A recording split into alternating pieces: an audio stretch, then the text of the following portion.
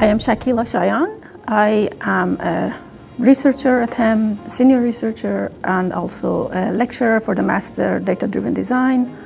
Part of my research at HEM last year has been related to my mission on conversational interfaces and whether or not I can actually find an area of interest for myself to claim it basically as a line of research that I would continue with HEM. So I started with a skepticism, and I made this condition for the mission that I'm interested in, the use of technology for the good of the society and for the, impactful ideas and goals that would really help people in society where there's a gap. And it kind of grew on me. So, well, I was stressed at the beginning, and it was difficult like the first one. After the first or second item, I lined up actions that I wanted to take, people I wanted to talk to. For instance, at the Y Digital, which is a company, we asked if they see the benefit, if there is any value actually in using conversational interfaces for societal causes like health, and of course they agreed, and they already have cases in hand that they are working on in Alzheimer, for instance. To learn that there is so much shared interest, there is so much potential, there are some real good problems that are already ready to be pursued and to be researched. It was confirming that my mission is actually following the right path in a way.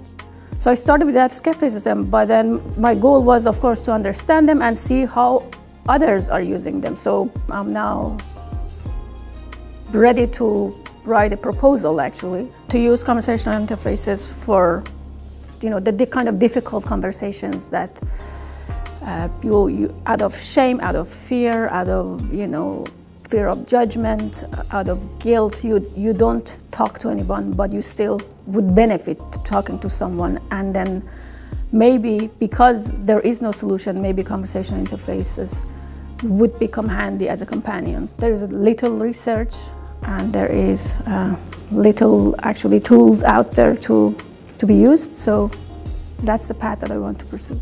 So for instance, one question in the domain that I would be looking at is how can we design a chatbot that is responding to emotions like a human does without actually feeling the emotions, to be empathetic enough without actually feeling those emotions, to say the right thing or even not to say anything, to be a good listener. These are tough problems even for humans to be good listeners, so we cannot always even learn from experience. But bringing it to chatbots, which there is no emotion there to feel, to even to show any facial expression, to show any eye-to-eye contact that you are feeling the person, that you are a good listener. It's a tough question. How do you design a chatbot for the kind of conversation that is emotional, but then there is no emotion in the chatbot? So how would you reflect those emotions? How do you show those emotions? That's one of the goals in our group, to work with, to bring the technology and the sector, the social sector that is using this tool, the user side of it, together to design better tools.